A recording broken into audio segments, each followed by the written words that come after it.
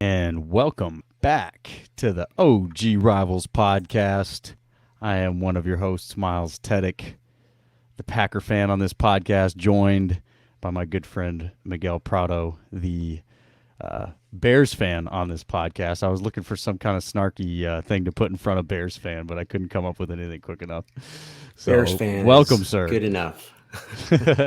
Yes, sir. I'm happy to join you here, representing the Chicago Bears fan base in our OG rivalry podcast, and over the moon that we have made it through all of preseason. All of preseason. See, now this is the part we talked about where it's like, man, you get to that first preseason game, you're like, oh shoot, where did this come from? And it doesn't take very long to be like, okay, I'm done with this. Let's get some real football. Yeah. Although, I mean, and you might beat me up a little bit here, but I enjoyed this preseason. This preseason was enjoyable as a fan. Hey, you got to take what you can get. You got to take what you can get. I'll take.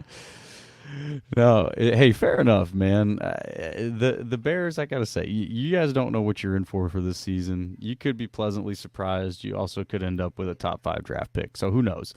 But definitely seeing flashes in the preseason gives you something to be excited about. You can't deny that.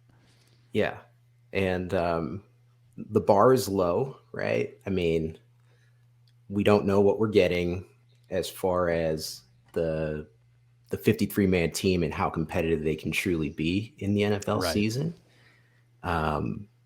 But, and you and I were kind of chatting about this, is what's exciting is what that roster can look like next year, right? And I think this season's a prove-it season for whoever makes that 53-man squad. I think a lot of players went out and earned some football spots on this team. But I will say, even throughout the preseason, I think that the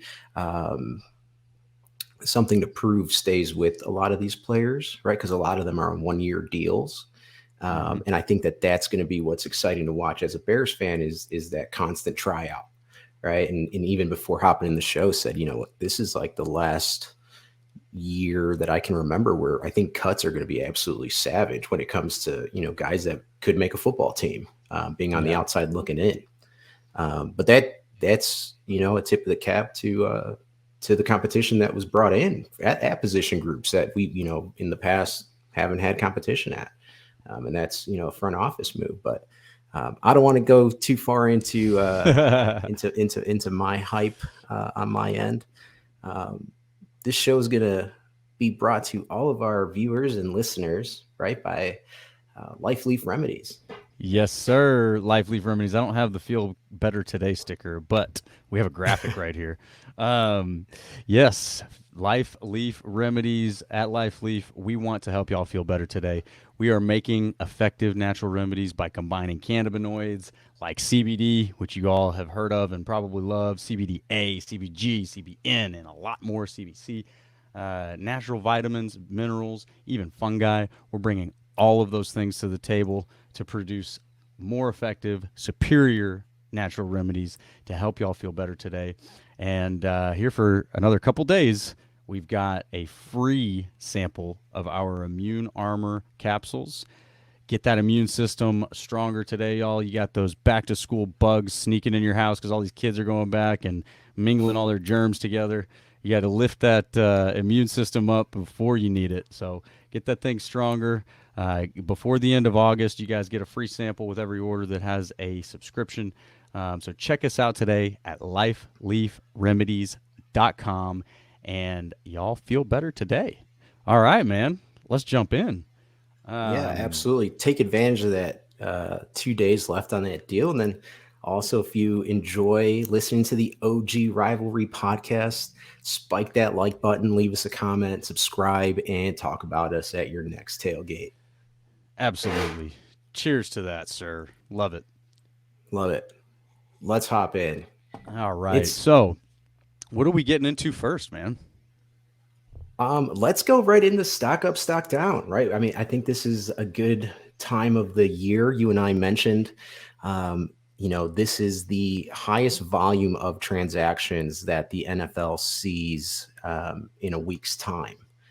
So we're about to see a lot of changes on these football teams and who makes the 53-man rosters across the league. No, absolutely. It does get brutal. Actually, the Packers already made one cut that got a little bit of attention on Packers Twitter.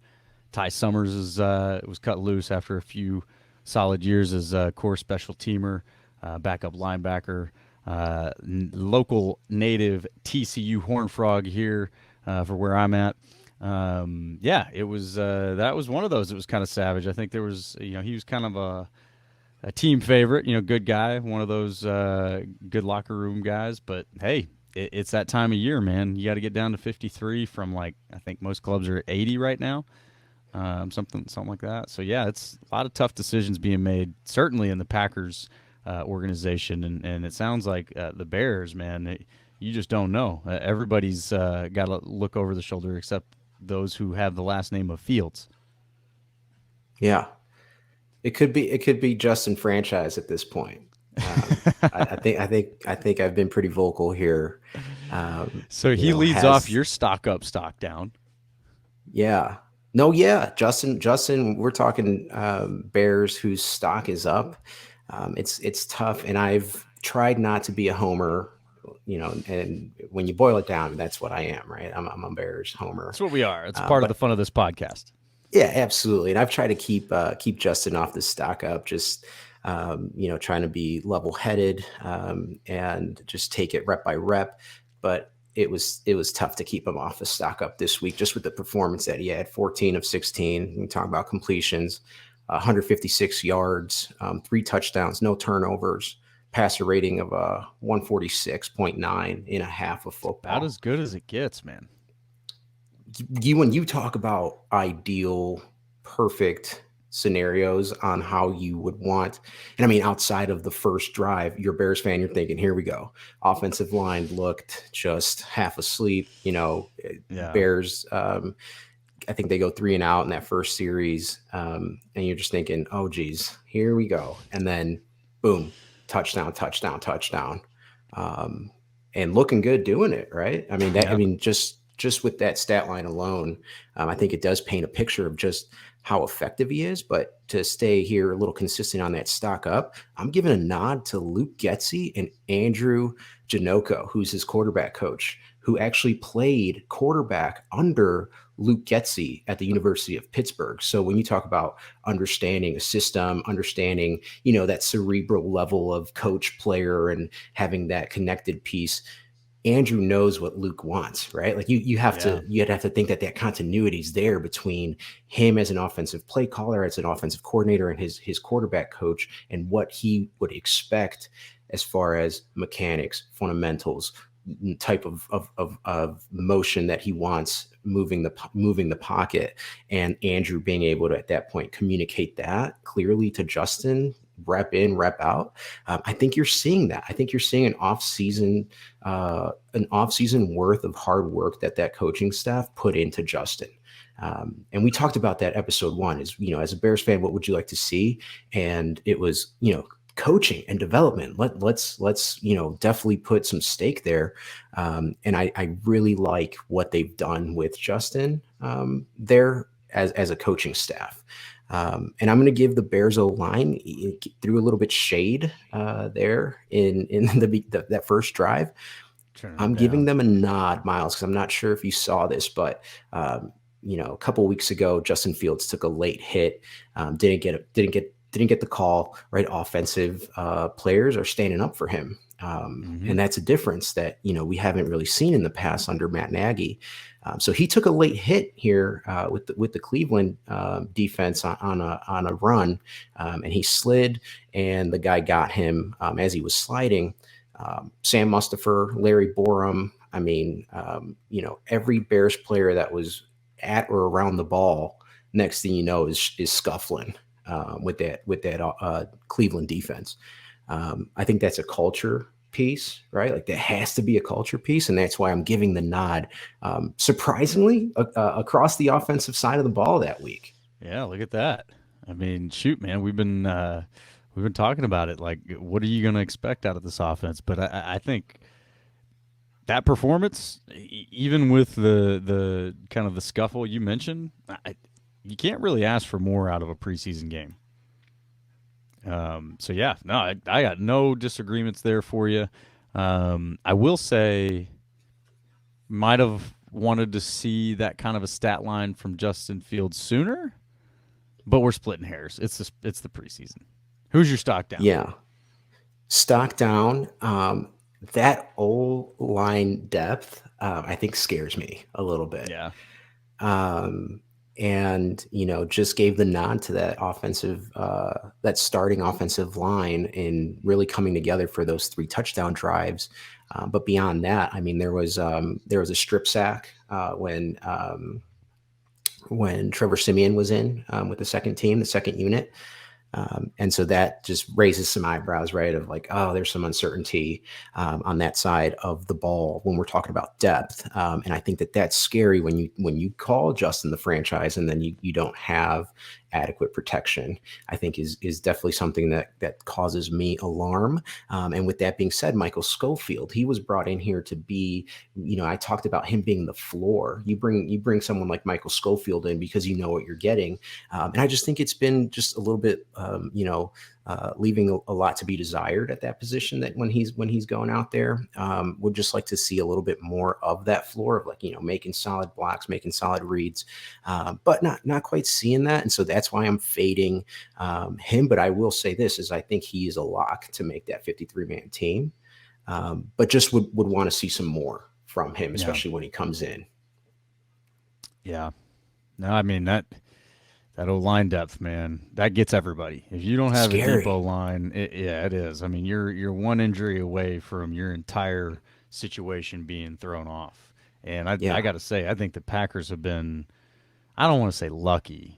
I mean, lucky to an extent, but you lost Bakhtiari and Jenkins, your two top O linemen, two of the best O linemen in the entire league, and you were able to fill those gaps last year while maintaining your offensive production. I think that's a testament to Goot and the O line scouting they've been doing. But yeah, man, if you don't have that depth, Green Bay knows. We went through those years. Look at some of the 2010 till about 2018 when Goot started taking over. There just wasn't a lot of reinforcement. Ted Thompson brings in a couple of first round draft picks. At O line early on, and they didn't pan. Well, Balaga pans out, the other one doesn't.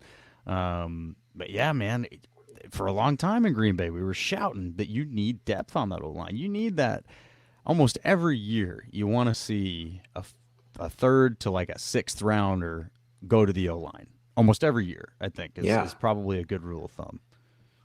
I would argue, right? You see a lot of teams in the first round, they're drafting their franchise left tackle. Mm-hmm. I would like to see, like you said, the third round. I would like to see maybe like a first round or second round pick, definitely committed to that offensive side of the ball, whether it is offensive line or wide receiver. But you're right. I mean, that's something. If you're talking about depth, is a concern. But are It's there other scary. not quarterback, Green Bay stock reads Yeah, that you let's had from jump this into week? this here, man. Yeah. So stock up. I'm not gonna. We did our talk about Jordan Love, so I'm not bringing him into the stock up this week. I think that he didn't have as good of a week. Um, Not bad enough to call him stock down. He falls into that neutral category again.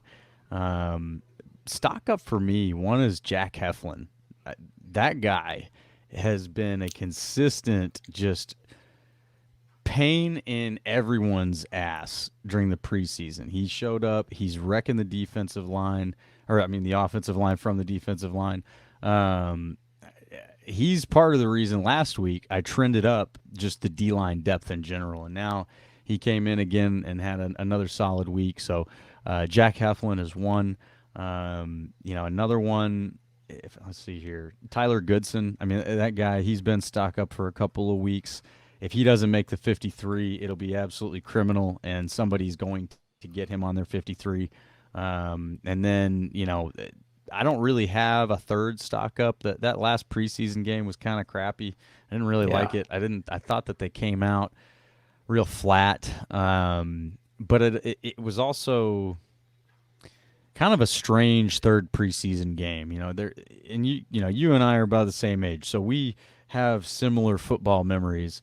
For the longest time, four preseason games, you've got kind of a routine, right? Where it's like game one, you're going to get your guys out there, you're going to get a few reps, maybe a series or two, and then shut them down and get all the backups in there.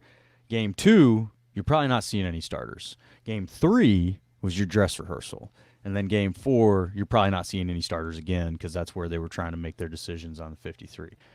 Now we're in this new world of three preseason games, and you got all the coaches kind of employing different strategies, right? Some of them are playing their starters.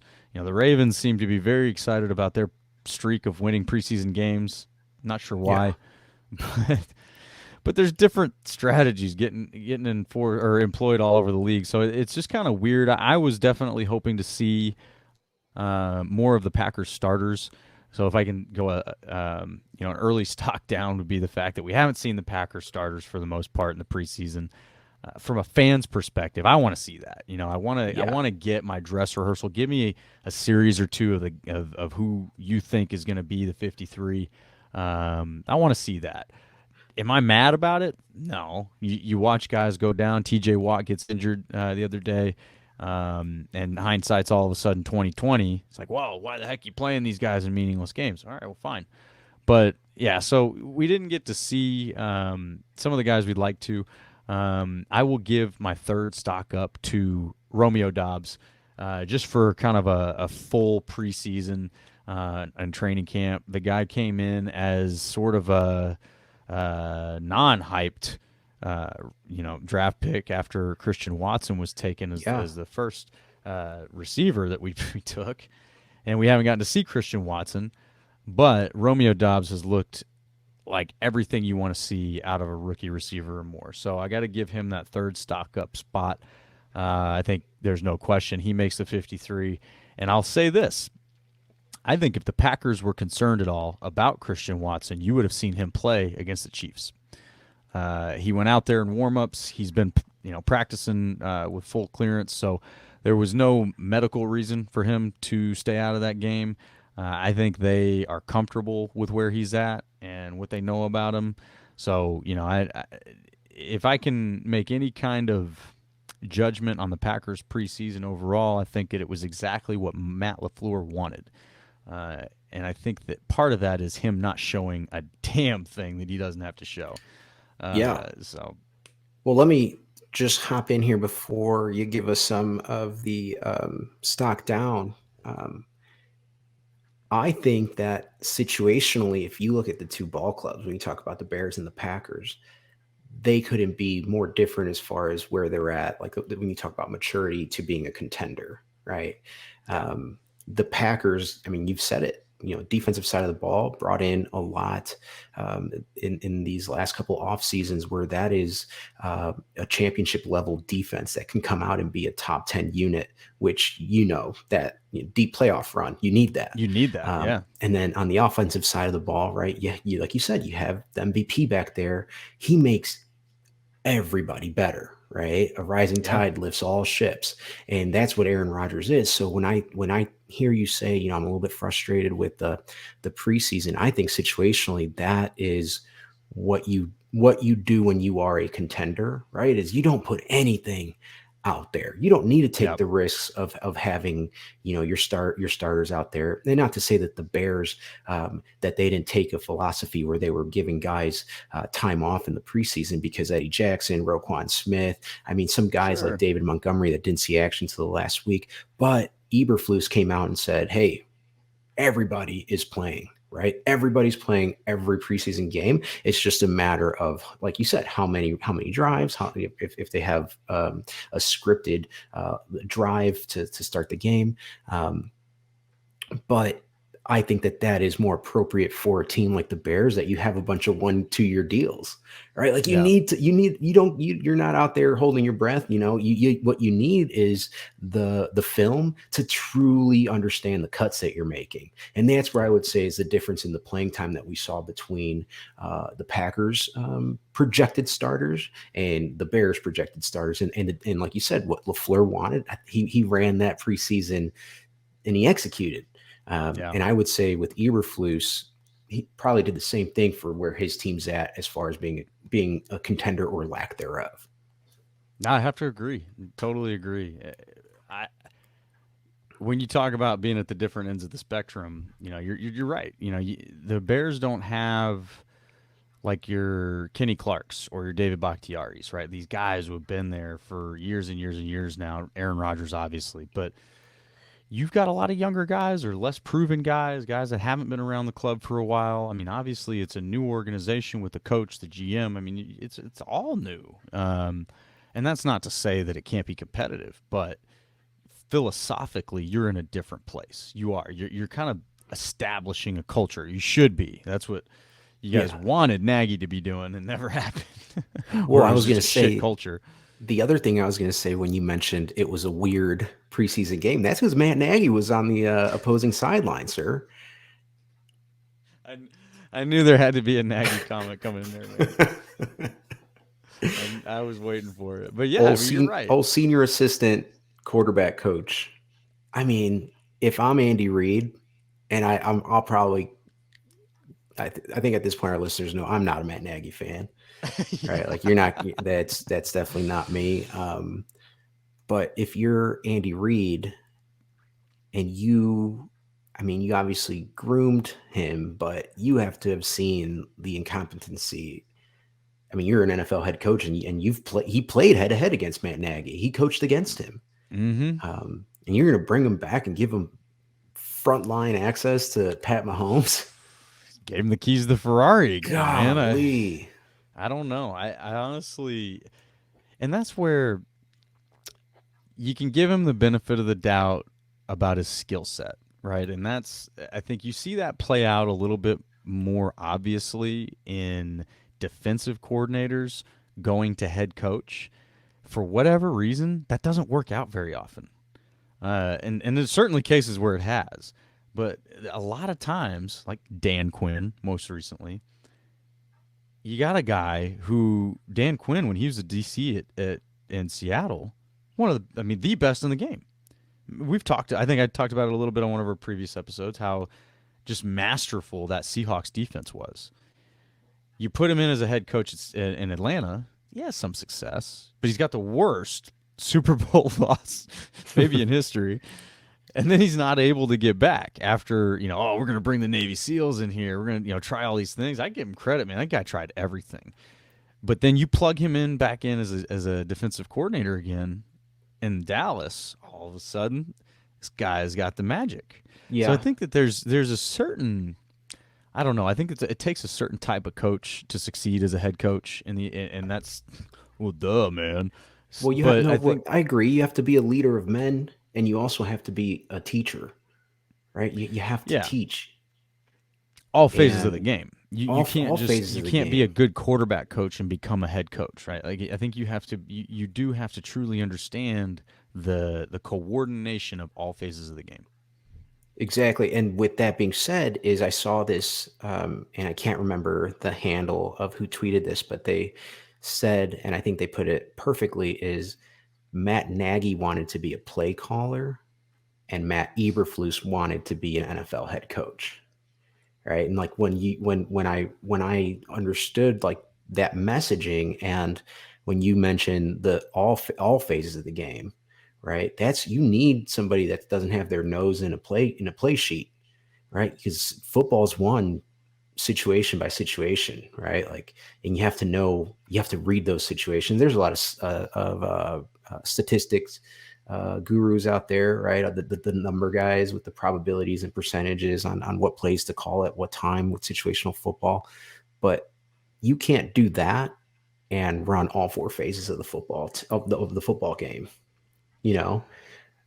Well, I wouldn't say blanket you can't, but it you have He to couldn't. he couldn't. Yeah, that's He fair. couldn't. I mean, when you got Yeah. Andy Reid doing it, there's certain coaches across the league, McVay, who are very, very good at it, but that's like almost part of that role for them, right? Is it's like it's not Well, McVay has a something. photographic memory. Yeah, I mean, guy's brilliant. But Matt Nagy does it. he doesn't.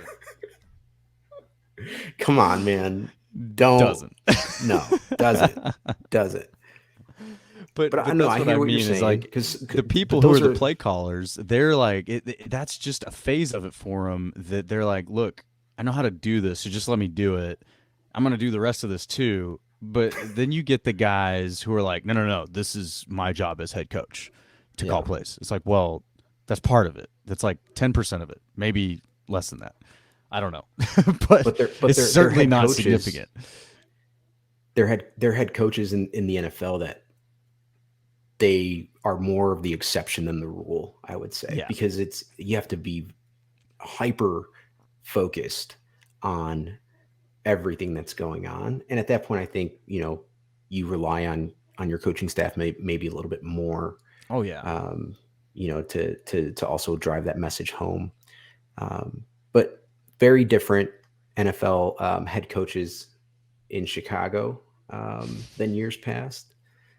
I think that's a good thing. hey, competition breeds success. So if you're not competing in training camp, you're gonna lose. Period. Yeah. That said, Green Bay stock down. Um, if we jump back into the segment, the first one that I have is the secondary depth. This is not their first appearance on stock down. It's Uh-oh. looking grim in the depths of the Packers secondary. But they've they're going to have holes somewhere in the roster, right? Like, I mean, at this point, I've had my homer take. I think that the roster is as talented, I mean, as I've seen as a fan in my lifetime to start a season. As talented, right? I mean, we get into this. There's things got to play out. Just because you're talented doesn't mean you win the Super Bowl. We've seen that happen in Dallas plenty of times, right? So, I want to say secondary depth, stock down. Damn, what a shame. It sucks. I hope we stay healthy. I think that, as far as your three deep, really maybe even your four deep at corner, because uh, Shamar Jean Charles, has looked pretty good this training camp. But regardless, secondary depth, it's not good. They're getting burned. You saw it a couple of times against the Chiefs. It's just not good. Fix it. Figure it out. You talk about competition breeds success. Find competitors who are willing to go out and compete in practice with these other guys who are at the top of the league. They did it last year by going and plucking Rasul Douglas off of a practice squad. Go find yourself another one. That's really what we need. That's my call out to the Packers front office. Do something about this depth. Um, Find a good special teamer, something. So Get somebody else to plug in the back ends there that can be more serviceable than the undrafted free agents and rookies we got back there right now. so you're Um, not comfortable with taking those training camp guys into the 53-man roster. no, You in you fact, want I've you want help seen outside the yes, franchise. I've seen some of these roster predictions of other talking heads in the Packers Twitterverse, and I hate them. I hate y'all's roster predictions when you guys are keeping some DB we've never heard of over a Tyler Goodson or a Samari Toure. You're freaking nuts. If you really think that Goot is going to sit there and compare talent to talent and choose a less talented person because they need depth at that position versus the more talented person at at a deeper position, you're nuts. That is not how football is run. It's not how they draft. That's not how they maintain a roster. So no, I think that there will be some turnover in the back of the secondary. Some new names hopefully will come in from other cuts in deeper secondaries across the league, but have not been impressed at all with the guys behind the starters in the secondary so far. Um, leading up to our first regular season game. So there, for you, all you guys who said I'm homers, I'm not critical, I'm critical. The Packers secondary depth sucks, and it needs to be changed and fixed, and Goot will do it. I have trust. I love this version of you, Myles. Just wait, man. We don't even have game one yet. Let's go. No, when we got real meaningful games, I'll have some. It's coming up. I'll have criticism. Don't y'all worry. It's coming up. It's coming. And it's Minnesota, and those are some pretty talented wide receivers. Being objective, right? Throw a lot of shade that way. But Justin Jefferson and Adam Thielen. I mean, well, let's not make a mistake here. I'm criticizing the back half of the secondary. The top half of the top half of the secondary, we're fine. We got 3 corners who could earn All-Pro votes. You got 2 safeties who certainly could earn All-Pro honors. One who should, for sure, in Adrian Amos. Now, the starting secondary for the Packers is a no-fly zone. Absolutely no-fly zone. Y'all, good luck. So that's secondary depth. Depth. Yeah. I have zero criticism for Jair Alexander, for Eric Stokes, for Rasul Douglas, for Adrian Amos, and Darnell Savage. We need to see more from you, brother. But it's a football name right there. It is. And look, the guy has shown plenty of flashes. He's capable of being an all-pro safety. I have no problem saying that. Capable of being an all-pro safety. Whether he puts it together this year and rebounds from a rather disappointing year last year is yet to be seen. But yeah, the top of that secondary is ready to go contend against a Justin Jefferson and Adam Thielen. Let me tell you why. We got a pass rush that is going to make Kirk Cousins piss down his leg. Oh, geez. He is not going to know what to do with that football. He's going to be throwing that football all over the place. Sorry, pee down his leg. Oh, geez. No, I have nothing but respect for those receivers wearing purple. They ought to get a better team to represent. But the quarterback and the rest of that organization, they ain't got it. They're not bringing it. Not making our secondary scared. I'm not worried about that at all. Well, look at and I agree. Right, if you have the those starting positions locked down, right? I think it's less worry, but more of that talk about depth is like, then that's when like the depth piece gets scary, right? And yeah, for sure. Not to look ahead here, but it looks like just from knowing special teams usually made up of those back half guys that are backup DBs, backup cornerbacks on special teams. Is that why you have the special teams fading this week? So the special teams needs to be addressed. And it has been, right? We brought in one of the best, if not the best, special teams coach in the league, right? And Bisaccia, right? Is that the name? Rich Bisaccia? Names, man. We're going to get ourselves in trouble with all these names. But anyway, you guys all know They're who tough I'm talking names. About. They are tough names. But he's a hell of a coach. And then let's not forget, he was the interim head coach for the Raiders last year and took them to the playoffs. Now, that sounds simple enough. We've had plenty of interim head coaches, make a run to the playoffs with a gritty group of guys. Let's not forget what happened to the Raiders last year. You got the Gruden episode, and then you've got what happened with Ruggs. I mean, they had a train wreck in that organization last year, and my guy Rick, is it Rick or Rich? We got to find out. I can't just sit here and say my special teams coach here. No, he stepped in, right? He stepped in and he led the ship. He did. He got him to the and playoffs. Really the team responded.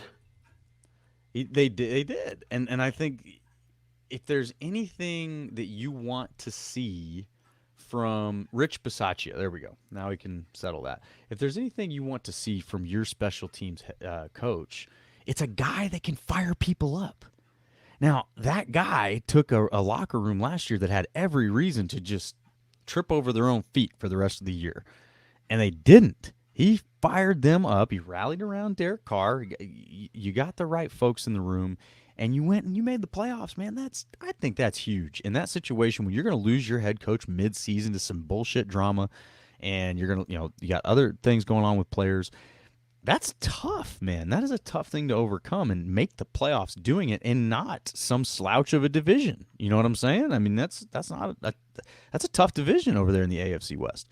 So, no, I think that everybody needs to RELAX.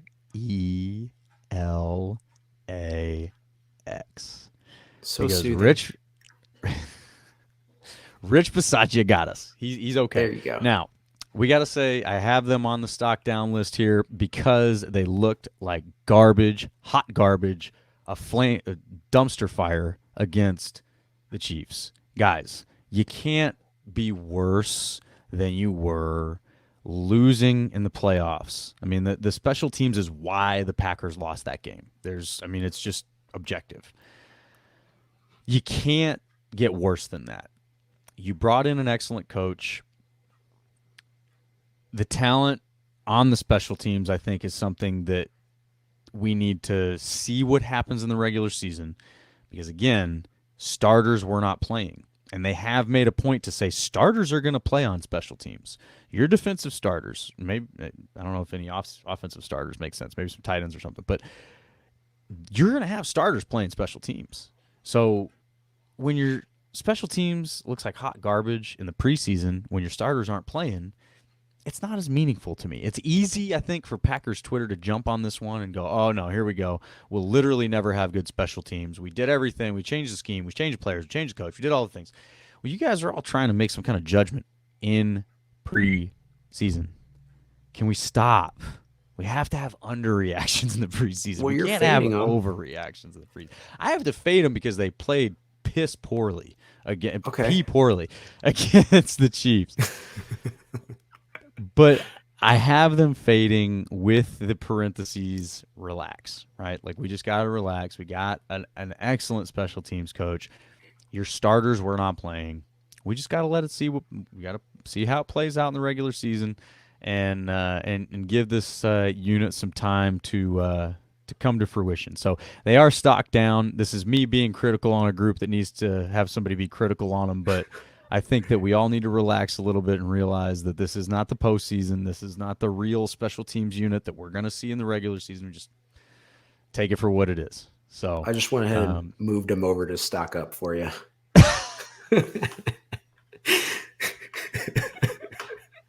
No, but I like the analysis there, Myles. Yeah, and I don't have. By week one, it should be a different unit, right? So, and I like what you mentioned a couple episodes back, that really it's that 4-week mark where you start like understanding like how the season can shake out.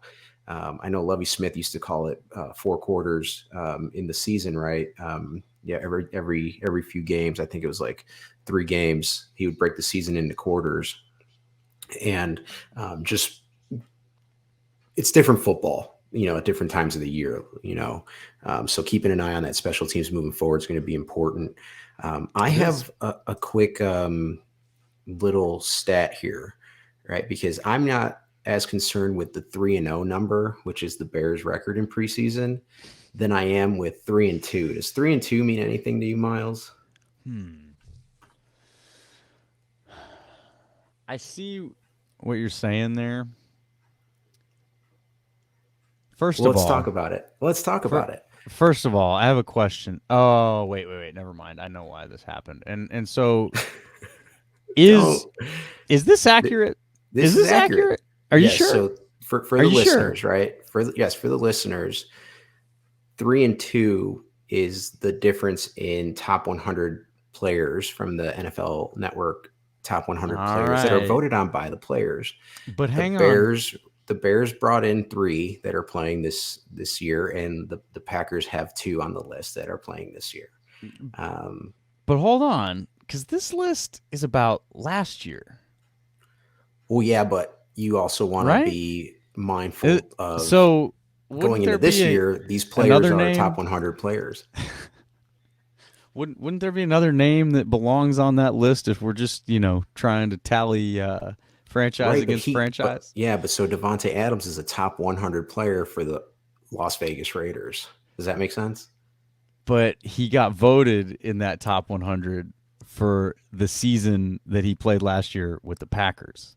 Listen, Isn't here's that all I'm saying true? is that on these rosters, right, and the Bears have gotten criticized, they've gotten dragged across the coals for the talent. And I think there's been a lot of Packer praise. And the Bears have 3 top 100 players, and the Packers have 2. All right, sir. Um, Well, let me ask you this then. And I see. Why don't you list off the players for us? all right, I think these matter, right? I think where they're at matters. So the Bears that cracked the top 100 were David Montgomery. He came in at 98. Roquan Smith. We talked about Noquan quite a bit this offseason. He comes in at 84. And then Robert Quinn. And yeah, you talk about last year, 18 and a half sacks, right? Like that's dominant. You're Solid. dominating, you're dominating football games. And he comes in at 48. So the Packers, and maybe you can add some color here, Myles, is Devondre Campbell at number 49 and Aaron Rodgers loses to TB1. And Aaron Donald, I think, got the second Whatever. nod there, but he comes in at number 3. I'm sorry. Who won the last two MVPs? Hey, we're talking about the NFL top 100 players voted on I by the don't. NFL players. I don't. That number three is meaningless. That doesn't mean anything.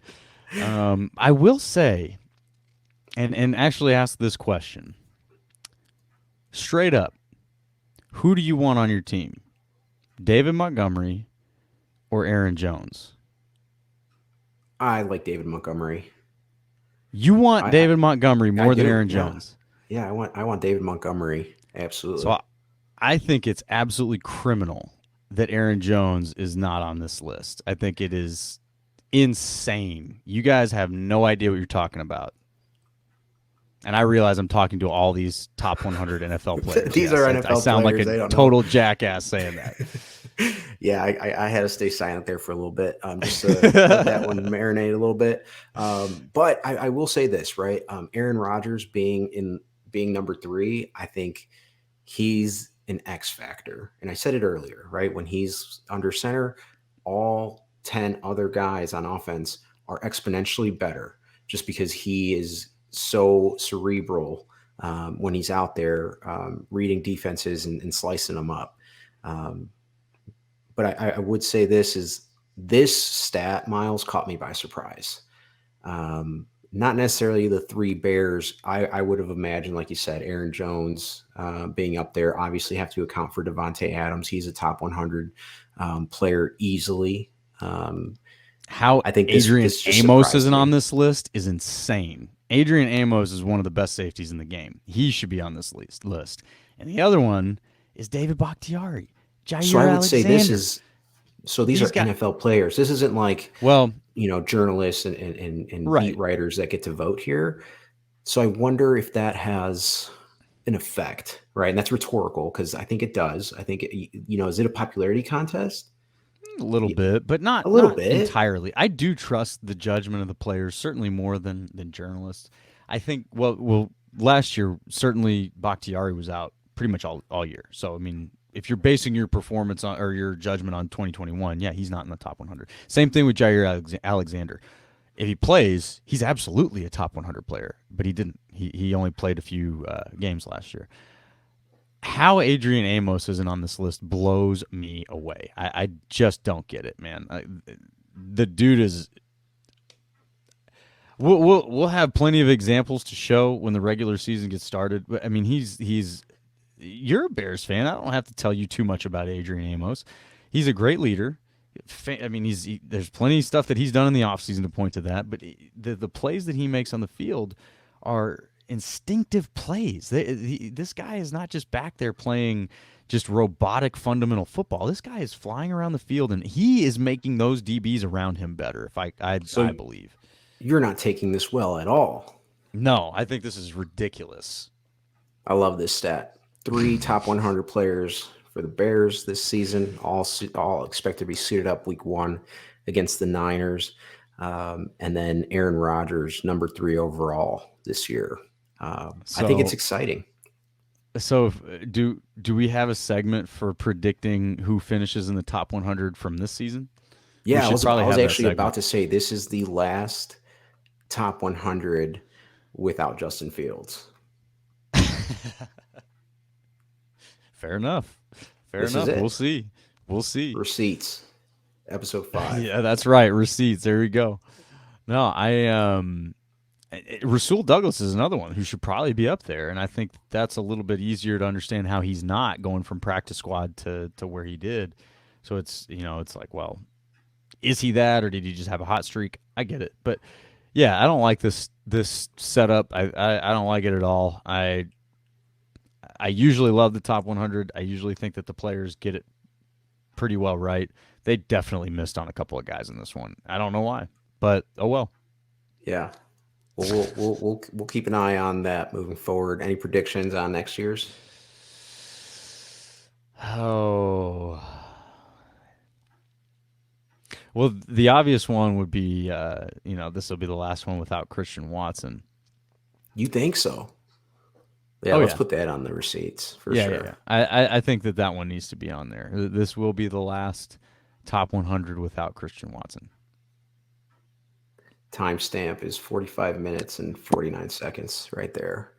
Deal. Speaking of lazy takes, oh wait, don't want to get too. This.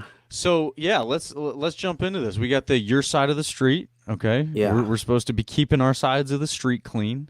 Um, you know, if I can just jump out there and give the Bears some feedback about their side of the street. let's hear it.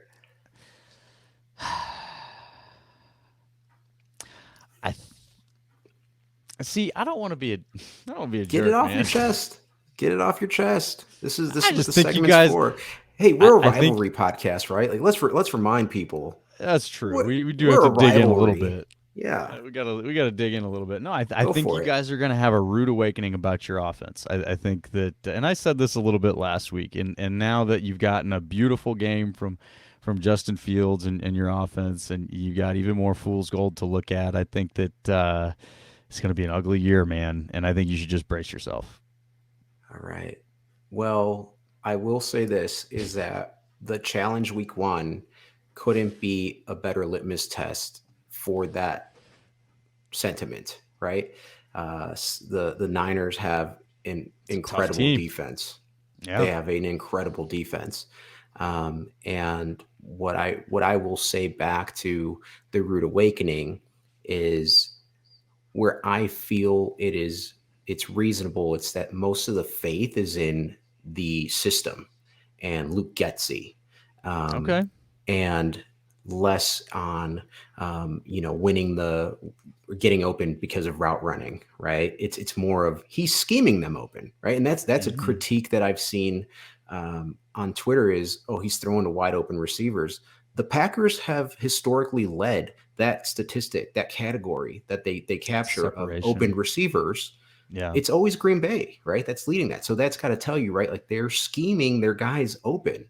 And to for that to be the critique, right? Of like, okay, well, I want to see Justin throw a contested ball. Why? I'm a Bears fan. I don't want to see that. I want to see him throw wide open touchdowns to wide open players that have been schemed wide open. So that's why I say is that litmus test week 1 versus the Niners. That's what you want as a Bears fan, right? Because you want to see, is this fool's gold? You want to see if this is the real deal. And I think that if you're going up week 1 versus the Niners, week 2 at Green Bay, Sunday Night Football, Let's go. let's go. That's what you want, right? That's what you want because at that point, and this is a big hypothetical, but for the purpose of this show, right? At that point, let's say they shock the Niners, they shock Green Bay. At that point, I'm just curious as to what the knocks on Justin Fields and Luke Getzey's offense are going to be, right? Because right now it's fool's gold, but let's see them play really good defenses right out of the gate, and it's one of those where it's like, are we in for a rude awakening? Right? Like we're about to find out. We're About to about to find find out. Yeah. out. Yeah. Yeah. No, I think that that's a great point, man. You got those first two tests; those are tough. And if you do come out of those 2-0 somehow, I don't think you will. Um, the talk will depend on how you did it, right? I mean, that's ultimately what it comes down to. Is did you win those games defensively? Did you win those games on fluke plays? There's just all sorts of different ways that could happen. Um, but if you go 2-0 to start the season against the 49ers and the Packers, hard to call that luck. Well, let me say this, because to underreact and to pump the brakes, right? Because I don't think they're going 2-0. I really don't. What I wanted to say was think about the storylines at that point. What is the Mm-hmm. national media saying about how piss poor Ryan Poles was in the offseason, and Luke Getsy, and that they're the worst offense, they're the worst team in the NFL? What are they saying with that type of showing from the offense? So I think that's a fun storyline to keep an eye on. I think even if they come out and they lose those two games, right? This schedule this year is just night and day when you're talking about last year's schedule, which was incredibly difficult. You play in the same division, you had a lot of that same schedule. It was tough. It was a tough Yeah. schedule. Yeah. This year, right? We're rotating in the NFC East. And, we've talked about that. Not a knock against them, right? But those are much more even leveled games than we had last year. We talk about talent. And I say that because even if they go 0-2, I think that there's games that they show up and sneak away with a W for sure, that they weren't supposed to win on paper. Oh yeah. No, I mean that's why the NFL is so much fun. Is teams do find a way to do that every year. You know, again, I've said it before. I remember there's years when the Packers went 4-12, and in those four games, you're like, how the heck did they win those games? I mean, honestly. But one of them I believe was against the Bears. But yeah, man, I'm with you on that. I think that if you guys get off to a start, what's the critique? What's the questions? What's the headline at that point? But that's where I think that we get to see how it plays out, and then that determines the headlines. I will say we're kind of dancing around it right now. If there is another team that has drawn similar criticism as the Bears for their lack of offseason additions, it would certainly be the Cowboys. And now, just helping you guys keep your side of the street clean, y'all. Jerry sat on his hands all offseason, and now Tyron's gone. You got no Tyron. What are you going to do? They drafted an O lineman in the first round, but is that your plan? You're going to put a rookie out there at left tackle? I mean, you've already experienced what it's like for Dak to go down for the season, and you don't want that world again. Cooper Rush running the Cowboys offense out there. How, Jerry? How'd you do this, man? How is it that you went an entire offseason and did absolutely nothing? Nothing. I mean, anyway, y'all gotta hold Jerry accountable. Cowboys, keep your side of the street clean. Hold Jerry accountable. This is garbage, and you guys are always cleaning up and holding water for Jerry. He is a terrible GM. He said it in the past he would fire himself if he knew what he was doing. He won't until all you Cowboys fans stop buying those damn jerseys, stop putting money in his pocket in Frisco, and start demanding he put a real team on the field. This is I not even a Cowboys fan, and it is annoying what he did this offseason. Well, I'll say this is the value of NFL franchises came out, and they are the most valuable NFL franchise, I believe. That's why I'm calling the Cowboys fans out, because you guys are making Jerry and the Cowboys the most valuable franchise in sports for being mediocre, for literally being 8-8 for the last 20 years. Hold your GM and owner accountable. Clean up your side of the street. Is this personal, Myles? Yeah, man, because I live here. I would have, to be honest, listen, I would have loved to grow up. Obviously, I would have been a Packer fan. Like, come on. My grandfather is in the Packer Hall of Fame. I never would have walked away from that. A Rams tailgate, because I feel like Are you a secret Cowboys fan? No, but like growing up here, I would have liked to at least liked the team. You know, like I like the Mavericks, I like the Stars, I like the Rangers, man. I like rooting for my geographic home teams. Even, you know, the Horned Frogs. I like to cheer for them until they're going up against the Badgers and ripping my heart out in the Rose Bowl. I still haven't forgot you, Tank Carter. Anyway, I told you it was personal. I it's knew it. definitely personal. I knew it. But yeah, man, I mean, I would like to like the Cowboys, and I can't because Jerry is the most irresponsible owner in sports. And brilliant businessman, he's done it, guys. He has conned all you Cowboys fans into continuing to make him the richest owner in sports, making the organization the most valuable in sports for doing nothing. They disappoint you every single year. Not even like the Packers. Like, you guys can throw shade back at us. Oh yeah, you keep losing in the NFC Championship. We're getting to the NFC Championship. All right, our quarterback is winning MVPs. You're right there. It takes I don't one think little you thing didn't to make go it your last way. year, did you? Not last year, but 2 out of the last 3 years. It's pretty solid. When was the last time the Cowboys got to the NFC Championship? They've won 1-2 playoff games the last 25 years. I'm not Hold holding your water owner for accountable. Yeah, don't hold water for them. the You don't want to do Cowboys that. here, but I will say this is Jerry Jones, and you said it, businessman, hard to argue with the most valuable franchise in the NFL. As a Football business, no, guy, dude. no, not a He football has won guy. all the business Super Bowls. Great for him. If there were Super Bowl rings for being the best executive in football, he would have one every year. But there's not, guys. You get a ring for winning the Super Bowl, and he hasn't done that in most of your lifetimes. All right, most of you didn't get to see the '90s greatness. Most of you have only remembered Tony Romo's career, which is what a disappointment. Oh, Anyway, oh, this geez. isn't the Cowboys bashing podcast as much as it could be. I'm really more just trying to rile up a few choice fans to come up on here and defend Jerry. Yeah. We'll see if they'll Which do it. that'd be a good listen. That'd be a good Hey, listen. I'll give Just y'all a because mic. Let's go. I am looking at this with no horse in the race, and I would be mad if Yeah. that's the product on the field year in and year out. But I do think that a lot of the times what I've noticed is they are willing to forgive a lot because you don't hear the critique of Jerry No. Jones.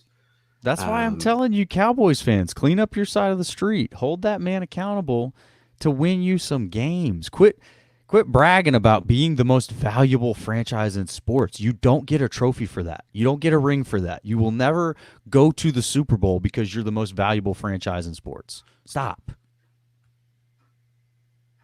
tough I mean, words tonight. you as a Bears fan, all right, you were Don't very rope me critical into of the Bears. this. No. No, no You're pun critical of the intended. Bears. We dropped in You're a free dad joke, a bonus dad joke last week. You got to stick around for him. You are very critical of your organization, which I appreciate. I think that it's important to be critical of the organization, not just the players, not just the coach. You need to find out who's running your front office and find out why they aren't bringing in championship teams.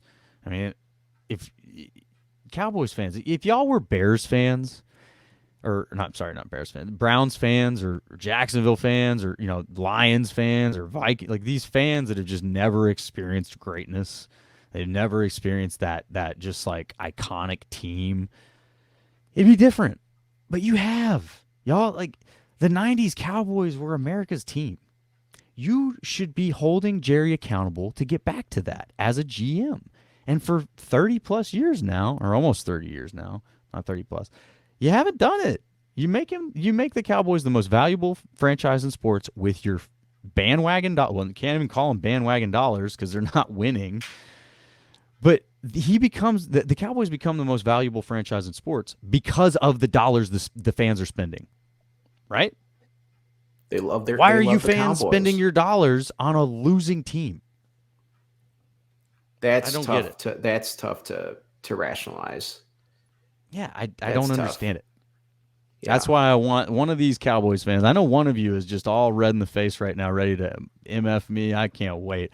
I want one of you guys to come on here and throw some defense up for Jerry. Let's see what you can say for him, I think that's a and good clean up listen. your side of the street. That's a good listen. I am looking forward to that. All Um, right, well, let's move it on to lazy takes. Lazy takes. Lazy Bears takes. going Y'all 0 got. 16. I heard this. I don't know if you heard it too or not. with the This with the irritated with the me. well, I don't think it. I think it's lazy. I think that's guys. that's what's getting clicks, Miles. That's what's that Yeah, and if you take a step back and you look at it as right a content machine that is sports media, they need to put out articles left and right, like 3 a day, right? And so I yeah. think you're going to get clicks when you when your headline is the Bears are going to go 0-16 this year. Um, if they haven't shown something in this preseason, it's that they're a bad football team. I think that some teams have come out this season, this preseason, I should say, and you can argue that they are a bad team. They're a bad team. I mean, I don't want to Seattle. throw any out. Seattle, I'll do it. Yeah, Seattle, right? Like, and I think this is a dead horse, but getting excited for Geno Smith being your starter quarterback, like that's not fun, right? That's not. I mean, you're not gonna. I don't want to go too far into that, um, but then the story is that here are the Bears, and they're going to be the 2008 2009 Detroit Lions, right? The last team that went, and we should say 0-17, right? Because there's 17 Right. games this year. But the Lions, they went 0-16 after sweeping the preseason. So I think that's where it's an easy, lazy correlation. Hey, the Bears went 3-0 this year. Who was the last team that swept the? Well, I mean the Ravens, obviously, right? But The Ravens are over there. but the Lions being in the division, it's a really easy dot to connect, right? Of they're going to go 0-16. I've said this, and this is still where I stand. I think the Bears are going to surprise a few teams. I think that they're going to draft in the top 12. I'd be surprised if they make a playoff run. Would Well, I and love to see that? Of course I would. But where I feel they're at, the type of team that they are, I feel that they put up maybe 6-7 wins. if you're winning 6 to 7 games, you're not even close to losing all your games. It's not No, close. There's no. there's such a far difference between the team that literally does not win a game and a team that wins 6 and 7 games. That is, and that's Well, why these are not called not lazy even takes. not even throwing shade here, Miles. But we played last time I checked, we played Detroit twice. So no matter what, if you're telling me, Miguel, they're going to lose both those games against Dan Campbell's Detroit Lions, I'm calling you crazy. I'm calling you crazy because I think Luke Getsy, when we're talking about coaching that football team, I think Luke Getsy wins and outcoaches Dan Campbell both of those Man, times. you're upsetting a lot of people that Dan Campbell has won over from Hard Knocks. Yeah, but I mean that's what Hard Knocks does is It they points give out the you a bad sneak teams. peek when you're deprived of football, where everything. I mean, remember when you had John Gruden freaking knocking on tables? I Oh mean, yeah. Hard Knocks gets the people going, Oh yeah. and that's good. I think that Dan Campbell can give a hell of a speech, but it's not for some reason it's not translating to the football field. Well, Mitch I'll lean Trubisky on was our. slinging the rock all over Detroit this weekend, You can't all have that. over. You can't let Mr. Trubisky come and get the better of you at this point if Telling you're you, Dan Campbell. But lazy I will take. say this. I will say this. Dan Campbell's magic. I will refer to David Goggins, who says motivation is BS. If you need to be motivated, you're not going to make it. And so I think that it's fun to watch Hard Knocks. It's fun to see Dan Campbell get an otherwise bad team riled up and trying to be competitive. Right? He's got to motivate those guys somehow. But you have to be able to play football on the field after that speech, right? That speech isn't going to make you catch the football better or throw the football better or just make better decisions. It might rile up the defense to hit a little harder, right? I mean, you might get a little bit more fire out of the guys that just have, uh, more effort coming out onto the field than technicalities. But that's it. Like, it gets you excited, and then you have to play a game. So you're either going to be good at football or you're not. And if you have to get juiced up from your head coach to go out and be good at football every time, you're not going to be good at football because your coach isn't going to be there juicing you up literally before every play. So yeah, lazy take. The Bears get to play the Lions twice. They'll beat them at least once. No, I will which is happily which is agree with you. 100% more wins than 0-17. 100%, which that's man. 100% of anything is pretty solid. Like if It's I, pretty as a solid. You business, can't could have argue with 100% math. gain in revenue, You're taking it. it's awesome. Yeah, You're yeah, taking man. it. Oh, sorry for the F bomb. We're trying to keep this family friendly. The kids are asleep. And then so the other lazy take we have here is that the Packers need Christian Watson to be receiver one this season. That why? Why? Or what? They had the best receiver Or in football what? on their roster last year, and they couldn't get to the NFC Championship game. So if Christian Watson can't be receiver number one this year, what happens?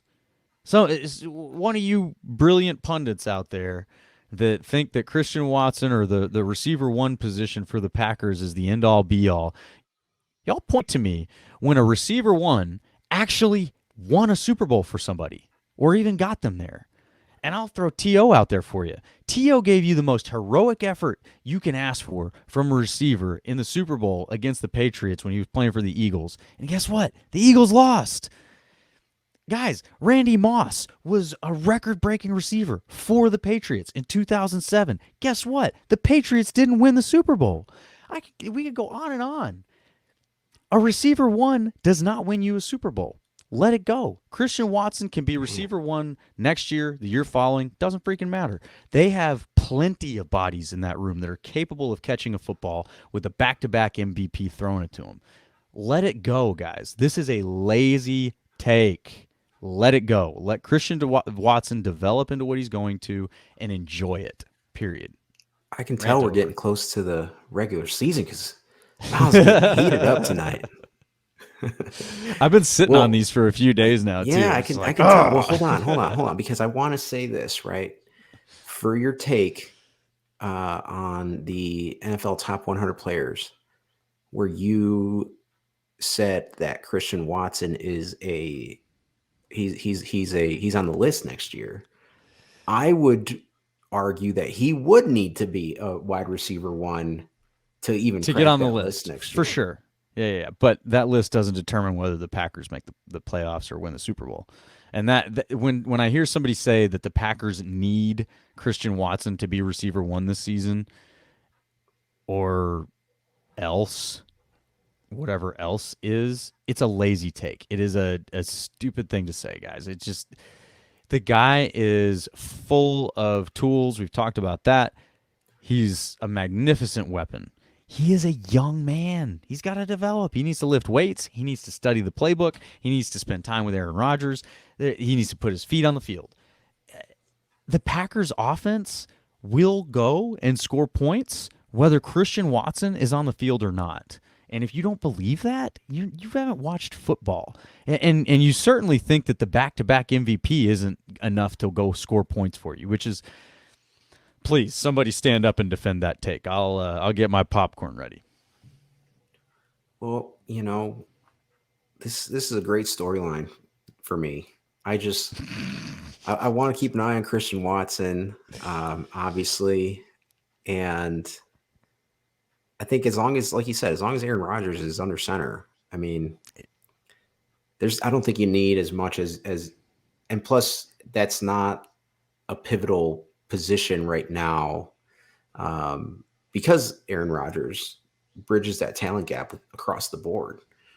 And so does Matt LaFleur's scheme. I will say this, and I don't think this is a lazy take. I think this is a wired take here is if Christian Watson doesn't, and this is just the reality of the situation in the NFL with other fan bases, right? And you're talking about ammo for storylines, is if he doesn't pan out this year, then with that receiver group of the 2022 draft class, I mean, you see it. There's always overreactions. You start comparing draft classes. You start rating those draft picks in hindsight.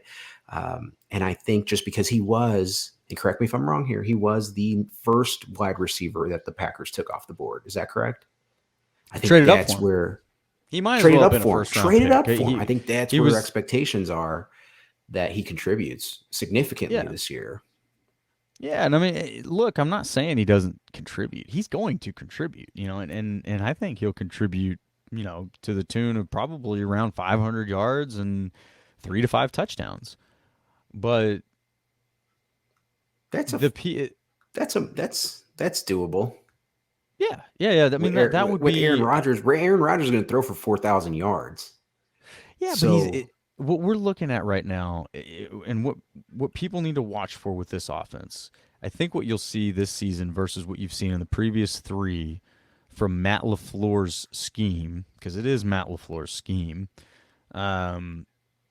you're going to see what it looks like without that receiver one. And we've seen a few samples of that. I've referenced it. Other Packer fans have referenced it. They did great the last 3 years when Davante was not playing football. That does not mean you don't want Davante playing football for you, but it does indicate that you're capable of scoring points without him. And it gives you that those historical reference points, right? Right. Okay, what have we looked like historically when Davante wasn't lined up out there? And I feel like a lot of people want to just toss that out. I'm like, bah. No, you can't. Yeah, it's a sample size. Toss that out. Exactly. It's a sample size. And what did they do in that sample size? They didn't replace Davante with another body. They replaced his production with multiple bodies. Aaron Jones pumps me up for Luke Getsy, man. That pumps me up. It should. It pumps me up. He's absolutely a product of that. And he will certainly, I think, have very similar style. Like, I got nothing bad to say about Luke Getsy. I wish he wouldn't have gone to the Bears, to be honest with you. But yeah, I mean, I think that what fans need to watch for here, toss out this idea that you need some definitive great at receiver one, and be more open to the idea that you can distribute that production from receiver one that was like 80% of the offense last year across all these other guys who are more than capable. I mean, come on, guys. We got Aaron Jones, you got Robert Tonyan, you got Alan Lazard, you got Sammy Watkins, Randall Cobb. You have capable bodies in that room. No, none of those players are the best at their position in the league. That's okay. You don't need the top overall receiver to win a Super Bowl. I'm sorry, I think the Rams just did it without Davante Adams, didn't they? Right? Now, Cooper Kupp's pretty freaking good. Cooper Kupp is very good. Pretty good. OBJ, pretty good. Jr. is pretty good. Pretty good. But but that's the thing is, like, you can win games with an offense that doesn't rely on one person. And you can certainly do it when the guy who's dealing the rock is Aaron Rodgers. So the lazy take, let it go, guys. Christian Watson, let him develop. Let him do whatever he's going to do this season. Hopefully he stays healthy and you see that development. I don't think – now, sure, if you go through the season and Christian Watson kind of disappears, Romeo Doubs steps up, takes all that playing time away from him, and somehow he doesn't do well, doesn't find his way onto the field the way he should, yeah, it's a massive disappointment. But are you cutting the guy? No. You're going to give him an offseason. You're going to see what he looks like next year, and you're going to then make an evaluation. And you've seen a little bit of, I think the Packer fans are probably overreacting a bit to what Amari Rodgers has been so far. Second round pick last year, all the upside in the world that you want from a guy, everybody's talking about his relationship with Randall Cobb, and you look at his production at Clemson, and there's all these things to be excited about, and we got all of the hopes in the world, and then he didn't pan out. He didn't really play much last season. Didn't have a great season. And now you got everybody ready to cut him. It's like, y'all, this is his second season as a second round pick. Kind of to your point, if he's not cracking that line, that's not a good sign, right? As a from a scouting perspective, the GM's looking at that going, hey, maybe we misevaluated here. But you're not cutting the guy. Like you're definitely seeing how that plays out. In today's NFL, you're probably trading that guy. Yeah, I would say you trade him before you cut him.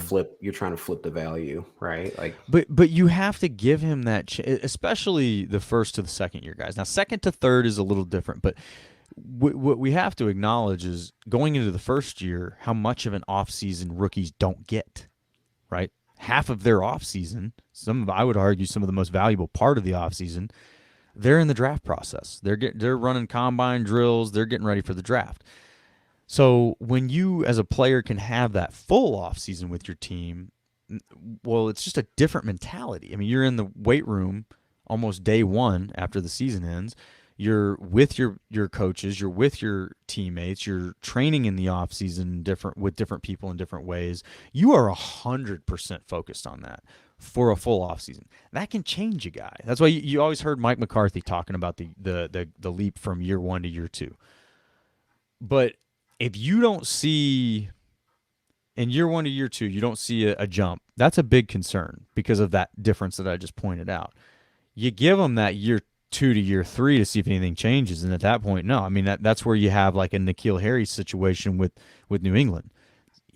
They gave him a few off seasons, he didn't pan out. Flip him, get him out there. Your losses. Yep, but they didn't cut him. They traded him, even for a 7th round pick. It's a trade. So I think again, to tie all this back to Christian Watson, you've got right now a situation in Amari Rodgers that sort of shows you what it looks like if things don't go great. Like if Christian Watson doesn't get to produce a ton this season, you can't overreact to that because the front office isn't going to. Aaron Rodgers, nobody's going to. Nobody's going to evaluate Christian Watson solely on what he does this season. It's just not going to happen. Fans will. That's it. Writers will because they need clicks. That's it. But that's not meaningful. So, again, lazy take. Christian Watson needs to be receiver one this season. That's BS. In fact, I think if he is receiver one this season, he's either done that by being phenomenal or the other guys did not hold up their end of the deal. And I'm looking at Lazard, Watkins, and Cobb. If Watson is your number one guy above those three guys, something either went spectacularly correct or spectacularly wrong. The more realistic scenario is he goes about 500 yards, maybe 3 to 5 touchdowns. He produces, but he's not your guy yet. You don't want him to be your guy as a rookie. He's not Jamar Chase. He's not Justin Jefferson. Could he be one day? Maybe, but as far as his first year impact, that's not who he is. That's not what the Packers are planning on him being. If he turns out to be that, holy hell, everybody strap in, especially you Bears fans. Y'all are screwed. But I don't think that's what he is. Yeah, it's a huge if. I think that, he's a young man. Like, we got to also realize, and especially on the Bears roster, you have a lot of young men there. Dude, how smart were you when you were 22? Not smart. I was a moron, dude. The things that I didn't know when I was 22. So to think that these young men come in 21, 22, 23 years old are just all of a sudden mature adults ready to be peak professionals, it's just not realistic, man. Well, like we don't have that people problem room for in maturity. Chicago, Myles, because Velus Jones is like 25 years old. Of course, so that's a little different. yeah, we don't have that problem. Kudos to Velus because he has come in and supported local charities and coming in just right much on, more man. Matured man. But that shows you the difference, right? Even the difference between 25 and 22 is huge. Yeah. And I've said this in the past. at times, and I know you were a wide, you played college ball and you were a wide receiver. I know you don't like this take, but I always say wide receivers are the divas. They're just there's sometimes where the maturity like can creep up on Yeah. and I think it's not the maturity as much as the ego that you Yeah. have to be successful at that position when you're basically on an island, and you have to be the man. I think you kind of need that kind of screw loose, to go out there and make plays at that position. But are there concerns with Christian Watson's maturity, or what's the deal? No, I would just say that any young man's got developing to do. Even when Devontae came in as a young man, he was not the best receiver in the league or even expected to be the best receiver in the league. In fact, the person that you have on the roster right now was expected to be that, and Sammy Watkins, and when he was drafted fourth overall in the same draft. So what I'm saying is you have to give this young man time to become a professional. And that doesn't take 5 years, but it does take probably one, an off season. And one thing I'll point to, and this isn't even Christian Watson. I meant to bring this up in stock up, stock down about Romeo Dobbs. We need to be tempering our expectations on him. He's shown some fantastic playmaking ability early on. But if you watch Romeo Dobbs really closely when he's running routes against DBs, the difference between what Davante Adams does as a peak professional, peak at his craft, right, of running routes and getting himself open. If you watch how he does that versus what Romeo Dobbs does when he runs routes, you can see the difference in maturity, which sounds kind of strange, but I guess as playing the position before I can kind of see it. When Davante Adams runs routes, and he brought this up recently, he comes to the line looking to do something to the DB, right? Yep. He comes to the line looking at the DB going, here's what I'm going to do to you. Here, like you've lined up here. He's got options. He is working against that DB. If you watch Romeo Dobbs come off the line, at the snap of the ball, he looks like he's trying to get away from the DB. And that may sound like, well, duh, man, he's supposed to do that. No. He's supposed to get open. He's supposed to position himself to be able to catch the ball. That doesn't necessarily mean get away from the DB. And what I mean by that is you watch Davante Adams at the snap of the ball, his eyes are on the DB. He is looking into that DB's eyes and trying to manipulate him. Romeo Dobbs, not looking at the DB. His head is either down or eyes are up looking where he's running. That's not like, oh, he's a terrible receiver. No, it's a mentality thing. It's a maturity thing. It's something that Davante Adams developed over time studying his craft. He didn't come out into the league operating that way. So that's what I mean to say is like these guys, there's very small nuances that are part of this game that when you go toe-to-toe with a top DB in this league, you better be ready to work against that DB. You can't just run your route against that DB. There's manipulation. There's work that has to be done in running your route. And it's your release, it's your stack, there's all sorts of things. And one that this is going to seem like a strange example, but when he was at the peak of his career, Antonio Brown was maybe the best at what I'm talking about. He intentionally stayed covered until he was ready to catch the ball. You watch him, I think it was the AFC Championship game a few years back against the Jaguars, or not the AFC Championship game, a playoff game against the Jaguars. Maybe it was the championship game. I can't remember. Anyway, he was going against AJ Bouye, one of the best DBs in the league at the time, just signed a massive contract because of it. And it was a masterclass in how to play the receiver position against a DB. You could see him holding the DB close to him until he was ready to create that separation to catch the ball in a way that never is going to get a PI. It's not going to happen. There is no ref that's going to throw a flag because the receiver was holding the DB close to them. You see what I mean? Yeah. And so those are the things They'll get that, that push off though. If oh yeah, you see that extension for sure, but he wasn't doing that.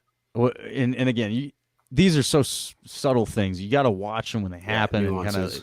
yeah. But these are the things that make these guys masterful. These are the things that separate them, and from just a receiver three in the league. And not to downplay that. If you're playing receiver in the NFL, you're an exceptional athlete. You have accomplished way more than most human beings. But those guys at the top, they're different because of here, not because of their physical abilities. They're masters of their craft, and I just want to point out you're comparing apples to oranges when you're comparing Devontae Adams to Romeo Dobbs. Well, You it's not a know, comparison. It's to show of where it's they're to at. well it's to illustrate the yeah. I mean, you use exaggeration to draw examples or to kind of illustrate a point, right? My point is not that Romeo Dobbs can one day be Devonte Adams. My point is just the difference in how the guy at the top carries himself versus a rookie. Yeah, Fill in whichever rookie you want: Christian Watson, Romeo Dobbs, whoever. lazy take. Lazy take. La- Lazy take. I Do we have a Twitter poll to look at here? I think I I thought I you put might one not out there, want to didn't look I? at them because they were the Did last I lose couple of this one Justin again? Fields has won them. I think I did toss you up another softball, didn't I? Another softball. Yeah. All right. I gotta stop doing that. I don't even You remember gotta what learn your the lesson, Miles. I don't even remember what the poll was here. I gotta It get out was here. the poll was who's having a better preseason, Justin Fields or Jordan Love. For well, yeah, that has been definitively answered now. Is When I it? What's posted this question, no. What's it at? What's the poll at? I haven't checked it. 75% for Justin Fields, 25% for Jordan Love. Hey, shout out to that 25%. Respect y'all for sure. Yeah, that 25%'s the Packers equivalent to the 19% Bear fans that think they're going 2-0 against Green Bay this year. These are the people we need to These have are on the the people we want to podcast. meet. These are the Yeah. people we need to have on. These are the people that we want to have beers with at the tailgates. We're gonna create an email list for y'all. Then we're gonna Yes. find a game and have a tailgate just for you special folks. Let's get some t-shirts. I think that 25% is the definitely the t-shirt types. No, that's good. I think the polls will be fun throughout the regular season. Oh And yeah. as always, highlight we're here. We're Oh here. yeah. The next time that either of these teams play football, it will count. Oh yeah. Ooh. Jeez. And So not to hey. mention 5 days straight of college football this weekend. Oh Oh, man. gosh. Talk about It's heaven. you know what that feels like to me? It's What, like Miles? What does that when feel like? it's like when a hot summer Texas day, man. You're outside, it's like Boy. 110 degrees, and you're like, all right, I got to go in, I got to get some water. And you walk into that AC, and you get that ice cold glass of water, and you're just in there in that cold AC, drinking that cold water. And it's just like 100% refreshment. You just pure Oh, refreshment. That's what that feels like to me. that. Wow, that was beautiful. Pure refreshment. Just my Pure soul. refreshment. My Oh, soul was geez, a that dried sponge that has now been the restored SpongeBob by the. water meme. I need I it. need it. I need football. I need it. I need it bad. I need it to count. Meaningful football, passionate It's gonna football. count. I will say this: as much as we take our OG rival stance very seriously and do not acknowledge any kind of equivalent rivalry in any other level of football or anything like that. Oh, But here we go. man, no rant here. I do think there's something about the spirit of college football that is just so raw that is not captured in the NFL. I just can't get enough of it. Well, you Cannot know get what that enough of it. spirit is. You're packing 100, 120,000 people. college stadiums, NFL stadiums, any day of the week. I Oh yeah, mean, yeah. you think of those The like marching those band, places the where you student wouldn't want to go section. play, right? Like you don't want to go play to Penn State when they No, white out the that whiteout. stadium. No, That's intimidating, dude. yeah. You don't want to go play at the Horseshoe in a red out. No, no. Like that's dude. That is just chaos. That you can't if they could bottle that feeling, that electricity. You'd be Oh powering man. a lot of homes with that, man. You You'd be could. you ought to go You help out could. Texas figure out their grid problem with that kind of energy, man. Well, I'll say But who tries to capture it? The Rams at SoFi when they pump crowd noise in there. oh no, Oh, oh no. jeez. We couldn't get through the episode. We couldn't do it. I'm And we not a took our Rams shots at fan. the Cowboys. We took I'm our not shots a at the Rams fan. Yeah, Cowboys. when your cowboy buddies listen to this and then they hear my rant on the Rams each week, they probably crack up at just the differences that I don't like the Rams. We need to find a Rams fan over on your side that will come on and defend against your takes. Geez, you find them. We'll put Does it them on here. exist? I don't know. They're all Cowboy fans. This is how you know we're getting towards the end of the episode when we start Well, going we're into having some fun here. We're letting it loose a little bit. So, can we ask what's wrong with Tom Brady's face? Can we? What is going on with this guy? Is he just 45 years old? What are we doing here? Well, I told you my take, and my take is Father Time is undefeated, right? When we're talking about Father Time has not lost ever. Yes, Tom Brady, 45 years old, takes the entire training camp off. God bless him. But he comes back to the podium and very obvious. What do you call it? Plastic surgery? Is that what it is? Work done, I guess. Work Yeah, done. I Right? don't know. I mean, he's got his eyebrows are up, and his eyes. Well, I'll tell you what. Like I was saying, 21-year-olds are trying to come off the edge and sack him.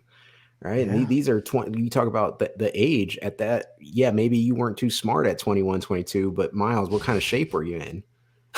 You know what I'm saying? Best shape of my life. Yeah, no Best shape doubt. of your freaking life, man. And so Yeah, Tom man. Brady's maybe his eyebrows are just pinned back because he knows that those young men are coming after him. How long can he keep doing? It's just permanently, and they say, hey, don't make that face. Your face is gonna stay like that. Yeah, he man. looks like he missed the read and the blitzer's coming right in his face. That's what he looks like. He was watching way too much intimidating film in the preseason. He's like, I gotta get out of here, man. Whatever keeps you young, yeah, because Father Time is undefeated. And so the hot rumor was that he was the masked singer. Do we believe that Tom Brady can sing at all? Oh man, if there's one thing that I don't do is watch or keep up with the Masked Singer. So I don't know if my 2 cents are hold any weight here. Is that where he was? He was that was a rumor that I believe originated on Reddit, and it actually when I read the theory, it made sense. It really did make sense. I was like, but can he sing? He doesn't sound like a guy who's got a singing voice. I don't know. Don't you always want to undermine the GOAT, Myles? You don't know if he can sing. I'll tell you what, though, that makes a whole lot more sense because I bet you that's recorded somewhere like LA, huh? Oh yeah. And it would be a top secret thing until it was aired, so he would not be able to talk about it. Yeah, but when you're 45, I mean, and he said it. He's like, I'm 45. I got stuff going on. He did. He got shit going on, guys. I'm 45 years old. Holy smokes, dude! We're in our early 30s. If the GOAT is responding to 45 with that kind of anxiety, man, I'm nervous. Like, is that quarter life at that point? No, wait, that's midlife. That's midlife, right? Yeah, that's got to be midlife, unless he's planning on living to 150, which maybe he is. Could. He's got all the secrets. Hey, when Elon Musk has Thursday Night Football up on the moon, Tom Brady will be rolling out. He'll be rolling out. There's less gravity. Age isn't as much of a factor. All right. Oh man, he reminds me of like when Futurama used to have the preserved athletes. Remember they were in like some sort of preservative. where it's just their head. That's going to be Tom Brady on the moon playing football. He's gonna have like a robot arm. He playing He against already Peyton has a Manning up robot there. arm, Myles. He already has a robot arm. I love it. Absolutely love it. No, so let's see here. We've gone around the league. We've talked a little smack. Well, We've no, kept our answer the side of the question, street Myles. clean. Is his face okay? I have concerns. All right, I'm worried about the guy. I Oh, thought he man. looked pretty damn good before he had all this work done. Live and let You live, know? man. Live and let. I, Hey, I, that helmet will get on easier. Sometimes it'll get stuck if you're not sweaty enough. Boy, I bet he you he gets doesn't have that stuck problem this right year. here. Yeah, he's not gonna have that red line up on his forehead Oh from the helmet. man, you remember Peyton No, Manning's helmet? That he thing could always keep a had the couple red players line on safe. his forehead, Holy man. smokes! Always had that. It just made me feel so bad for him. Like he had to have had Yeah. a headache after every game. Well, maybe Tom's preserving that million dollar face for TV. Is that what's in his stars after? I mean, if you're doing the It's Masked gotta Singer, be. I mean, you're addicted to the limelight at that point. Well, and your wife is Giselle. I mean, it sort of seems like Why you're doesn't he want to spend destined. time at home? If you're 45, you got stuff going on. That's what I would want to do. I think. I say that. I don't Golly. have 7 Super Bowl Yeah. rings, so I don't know. Maybe I would want 8.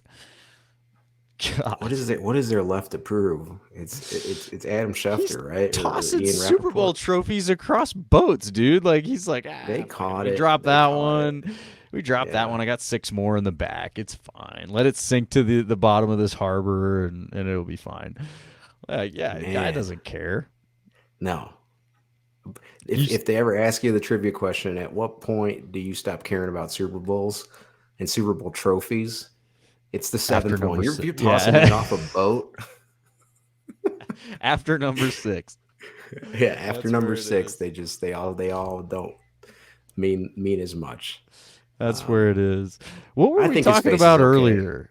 We got into talking about this earlier before the podcast, and we ended up on Matt Stafford and some of these other guys. I can't even remember what we were talking about, but I was going to tell a story about Matt Stafford. Oh yeah, I don't know. We were. Oh, you know why? Because we were talking about Jimmy G's money. Oh, that's right. This And contract to be the top yeah, backup. yeah, and then we started talking about the best position in football, hmm which brought us to Chase Daniel. And I'm going That's step by right. step here. And then from Chase Daniel, we started chatting about We were talking about local DFW yeah. high school sports icons. So why don't you wrap us up with this story here? Yeah, Miles yeah. always it's Miles story time. We need to put this segment in. I don't. It's a lot of pressure. I don't know if I've got enough stories for that, but this one's kind of Well, your Cowboys buddy's already tuned out, so there's no no pressure. They turned us off, man. I can go lie my butt off now. We're good.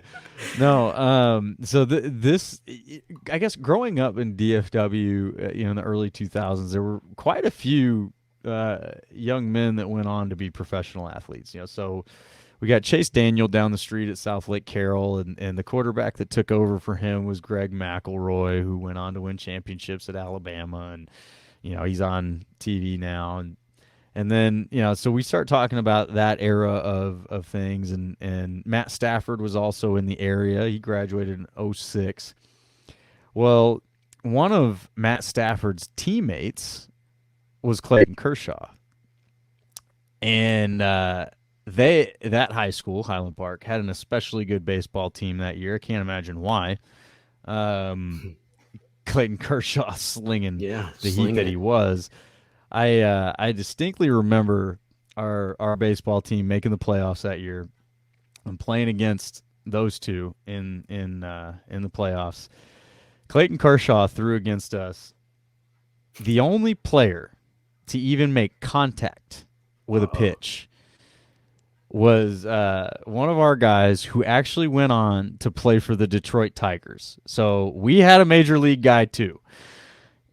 He fouled off of Kershaw. He did not get a ball in the field of play. Kershaw completely mopped the floor with us, man. It was just ugly. And catching for him was Matt Stafford. So those Oh two just wow. came in. Yeah, man. That you talk about just a powerhouse of a high school athletic Yeah. program.